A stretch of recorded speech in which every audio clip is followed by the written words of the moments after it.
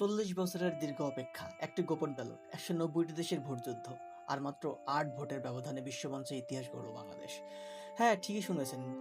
সাইপ্রাসের শক্তিশালী প্রার্থীকে হারিয়ে জাতিসংঘের সাধারণ পরিষদের 81তম অধিবেশনের সভাপতি নির্বাচিত হয়েছেন বাংলাদেশের বর্তমান পররাষ্ট্রমন্ত্রী ডক্টর খলিলুর রহমান।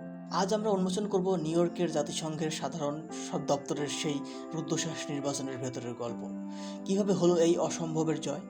কিন্তু তার চেয়ে বড় প্রশ্ন, একই সাথে দেশের পররাষ্ট্রমন্ত্রী এবং জাতিসংঘের সর্বোচ্চ মঞ্চের সভাপতি, এই দুই গুরুদায়িত্ব কি একসাথে পালন করা সম্ভব? কারণ এই মেয়াদে নির্বাচিত হতে যাচ্ছে জাতিসংঘের আগামী 10 বছরের ভবিষ্যৎ। তাহলে শুরু করা যাক।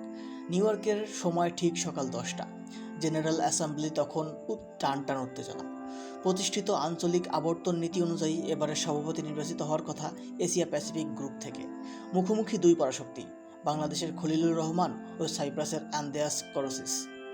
জাতিসংঘের ইতিহাসে এমন হাড্ডাহাড্ডি লড়াই খুবই কম দেখা গেছে। ওপেন ব্যালটে 190টি সদস্য রাষ্ট্র ভোট দেয়।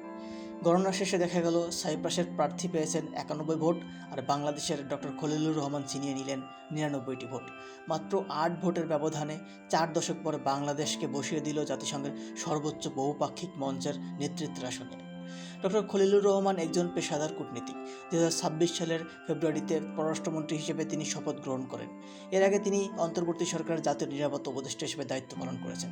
কিন্তু এই ঐতিহাসিক জয়ের একটা বড় বিতর্ক সামনে এসেছে। তিনি কি পররাষ্ট্রমন্ত্রীর পদ ত্যাগ করবেন? সূত্র বলছেন না, তিনি পদত্যাগ করছেন না। কিন্তু একই সাথে দুটি পূর্ণকালীন দায়িত্ব পালন করা কি নজিরবিহীন? ইতিহাস বলছে একদমই না। অতীতে ক্যামেরুনের প্রধানমন্ত্রী ফিলিমন ইয়ং এবং মালদ্বীপের পররাষ্ট্রমন্ত্রী আবদুল্লাহ শহীদও একই সাথে দুইটি দায়িত্ব পালন করেছেন। এমনকি বাংলাদেশের ইতিহাস ঘাটলেও দেখা যায় 1986 সালে আমাদের পররাষ্ট্রমন্ত্রী হুমায়ুন রশিদ চৌধুরীও 41তম অধিবেশনের পররাষ্ট্রমন্ত্রী থাকাকালীন সভাপতি নির্বাচিত হয়েছিলেন। এবারে আসা যাক সবচেয়ে গুরুত্বপূর্ণ প্রশ্নে। সাধারণ পরিষদের সভাপতির ক্ষমতা আসলে কতটুকু? জাতিসংঘের চার্টারের 21 অনুচ্ছেদ অনুযায়ী এই পদটি অত্যন্ত মর্যাদাপূর্ণ।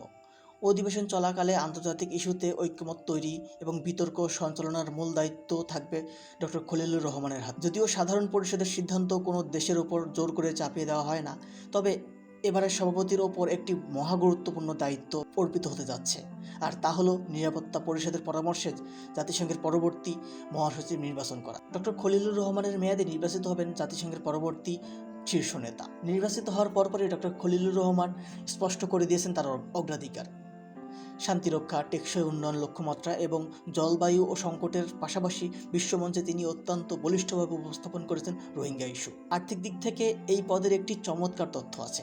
সাধারণ পরিষদের সভাপতি কিন্তু জাতিসংঘের বেতনভুক্ত কোনো কর্মচারী নন, তবে তিনি কার্যালয় পরিচালনা করার জন্য বার্ষিক $3,32,000 মার্কিন পাবেন। এছাড়া নিউ ইয়র্কে তার রাজকীয় আবাসন থাকবে এবং যাতায়াতের ব্যবস্থা করবে জাতিসংঘ। যদিও মূল বেতন ও ভাতার দায়িত্ব থাকবে বাংলাদেশ সরকারের উপর। আগামী 8ই সেপ্টেম্বর থেকে শুরু হতে যাচ্ছে জাতিসংঘের 81তম অধিবেশন, আর সেদিন থেকে শুরু হবে বাংলাদেশের কূটনীতির জগতের এক নতুন সোনালী অধ্যায়। ভিডিওর শেষে আপনার কাছে সেই বিশেষ প্রশ্ন: বিশ্বমঞ্চে এই বিশাল নেতৃত্বের আসন পাওয়ার পর বাংলাদেশের কোন সমস্যাটি ডক্টর খলিলুর রহমান সবার আগে জাতিসংঘের দরবারে উপস্থাপন করা জরুরি আপনি মনে করেন? রোহিঙ্গা সংকট নাকি জলবায়ু পরিবর্তনের ক্ষতিপূরণ? আপনার মতামত কমেন্টে জানান।